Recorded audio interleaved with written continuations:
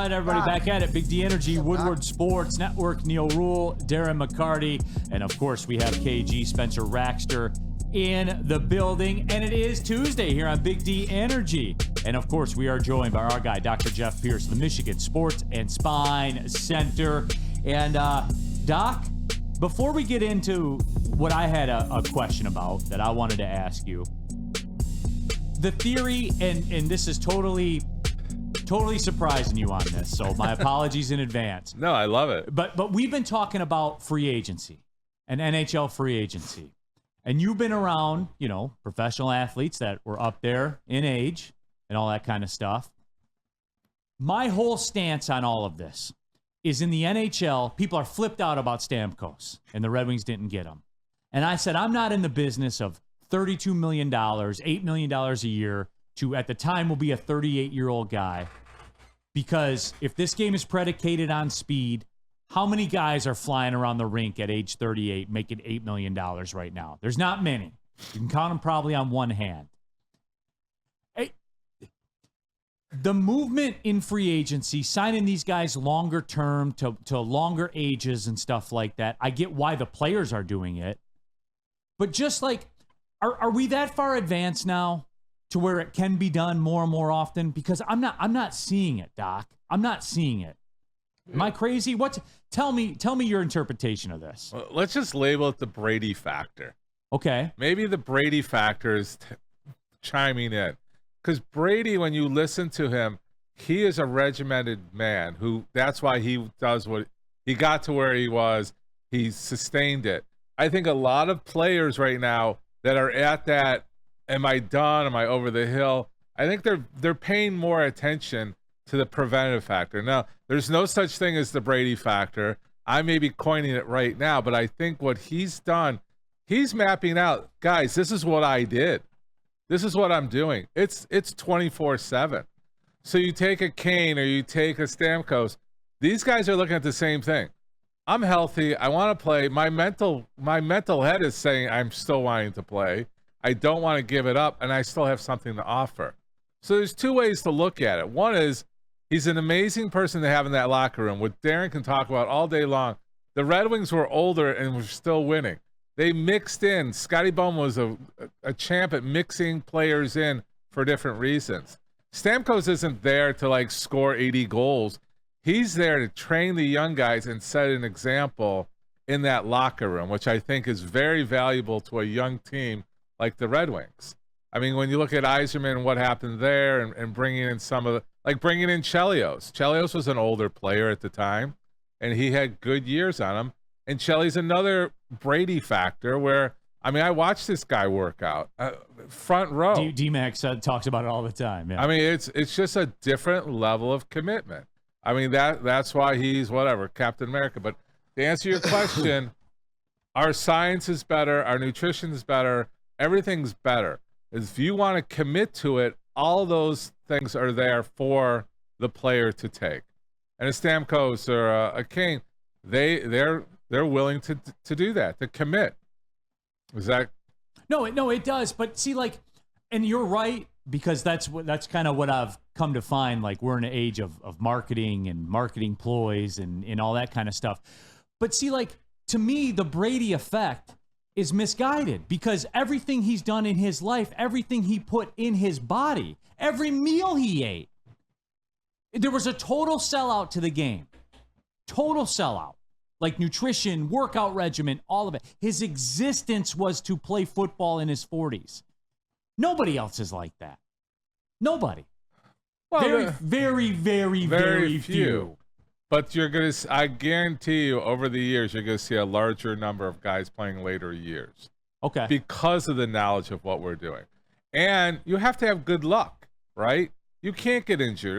Nobody wants to be injured. Brady was fortunate. Didn't have any major injuries. I don't think Stamkos has had a major injury. But a lot of these guys and how they recover and how they commit. But it is a 24/7 job, and that's what they want to do. Is it really? I think you can get by with a little less than 24/7. Brady's a phenom that just, kicked it out of the stadium all the time. But there's other guys that are looking, and just like what Kobe said about Michael, right? Kobe said, I looked at Michael, what he did. I wanted to be him. I wanted to be his size. I wanted to work out. I did all that. They're watching the guys above. There's guys right now watching what Brady's done, watching what the greats have done in every one. And they're learning. The learning curve, we're evolving to that level. So the nutrition, the medicine, everything's, we're light years ahead of what we were even 10 years ago as far as from a nutritional and peptides. And I keep talking about secret sauces and things like that. All that stuff's real. When you talk about an injury that used to take 6 months and now we're down to 3 to 4 months, that's a big difference on the body and recovery and longevity, for sure. D-Mac, I mean, you tell the story. Chris Chelios, because people were referencing Chelios in the chat right now. Chelios was one of those guys, right? No, 100%. You got coming in the morning. Because I was the first one there, and he do the desert ride, which is riding the stationary bike in the sauna. Yeah, we all got in it. What it is like with the culture and getting on point. So when you're talking about older guys or a Patrick Kane or whatever, there's a way to learn how to become a pro, and different guys you lean on, you flock to, whether it's in the locker room, whether it's, they have dietitians, they have, chefs on duty all the time. You are set up for success, and all you have to do is follow in line. And it's a lot of the veteran guys to show you the way or how they've done it and what they've done to avoid injuries and to obtain longevity. Because Doc, talk about preventative. Preventative is even more, people don't realize preventative, right? Putting yourself in a position to not get that major injury. Right. I mean, he's a smart player. Like Larry Onov was the classic, the professor. Yeah. He saw everything happen before it happened. I mean, that's a teachable moment for everybody else watching. It's like, how did you see that? What's going on? I remember back in the day, it's like, how does Igor see the whole ice developing before it develops? Like he's watching from above, but being actually in it. But when it goes to preparation, because that's where the old school and the plyometrics and the jumps and because at the size when you talk to him, but he was as physically fit as anybody, and that's the importance of. That's what you got to learn, right? Yeah. And you learn more. But today's day and age, it's more or less falling in line, and you will learn because it's set up for success. Where we had more free time and had to be more disciplined. But that's why you needed the Eisermans and the Drapers and the Lindstroms and whatever. You just follow them around. Oh, yeah. I mean, like you say, Drapes, Lindstrom, those guys had a regimen they followed. And it was just so smooth. It wasn't like force. It was just, that was their routine. So to answer your big question, I just feel there's going to, like I'm saying, I'm quoting, I think there's going to be more guys with longer careers that are paying attention. And there's more guys aware of it. Just like while I'm watching high school sports, these high school players are more educated about what they should be doing than ever in my 25 plus years of doing this. No, talking with Dr. Jeff Pierce here, the Michigan Sports and Spine Center, as we do our injury insider, which I guess he's the de facto free agency insider, certainly NHL free agency insider. And this just kind of came to fruition here. It wasn't the intended topic. But it intrigues me because, again, does the market factor that in now? Just into, I know why.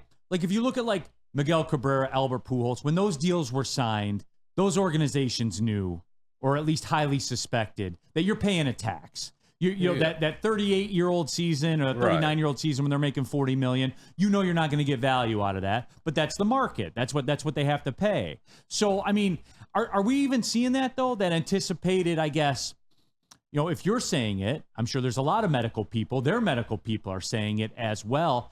Are we seeing a trend to that where you will see longer and longer careers? Well, and it's not the NFL, you're right? talking two different things. The contract is a business deal. Right. How to get them in the cap, the salary cap, all that stuff, and spread it out.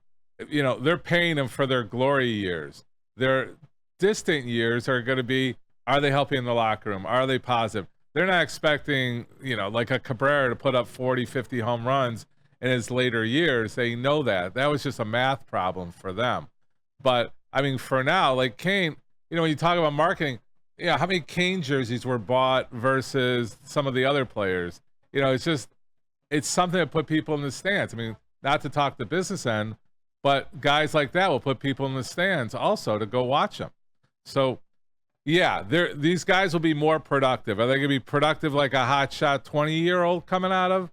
No, those guys are going to have more productive 10 years than the older guys. That's not going to change, but the productivity and the game is different.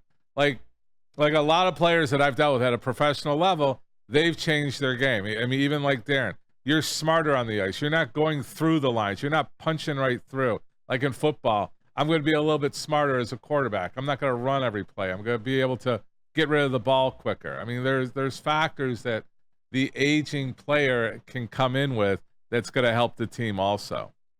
So that mental toughness, and like you said, they're an example. They're a set example. And the mental toughness, I mean, we saw a 21-year-old not have mental toughness just this past weekend in golf. I mean, sports psychologists, it's funny, like not to jump to golf, but that was a mental breakdown. And the commentator, who was an old golfer, he admitted he had someone on the side to help him.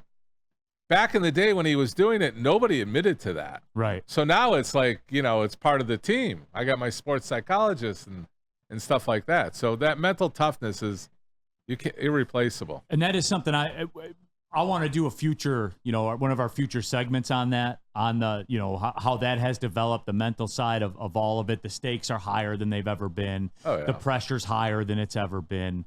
And you do see people fold from time to time. Oh, yeah. I mean, like Roy folded. I mean, Roy had to take a step away. And I mean, it's just, like they say, Tiger Woods would actually like get into a trance before, like yeah. Nothing happens. Or I heard the story about Jack Nicklaus, he's in the middle of a putt on 18 to win it, and his hat flies off. It's like nothing happened. He made the putt still.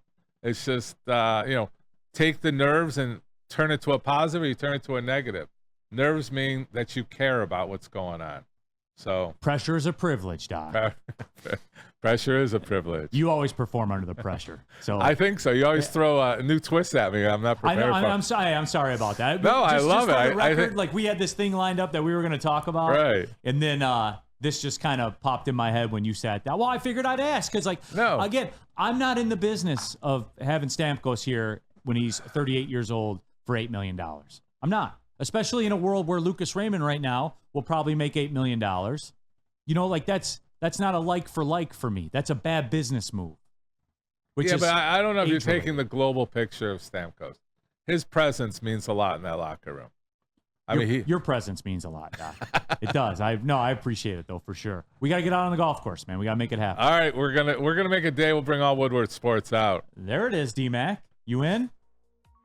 He doesn't want to golf with you guys. He wants to go solo with my daughter. No. Yeah, that's it. We'll play with Paige. We'll see who else could. Hey, I've gotten better.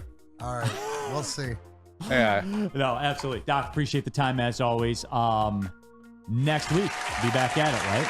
Absolutely. All right, there it is. Try to get more on a regular schedule here. There he is. All right, Dr. Jeff Pierce, everybody, Michigan Sport and Spine Center.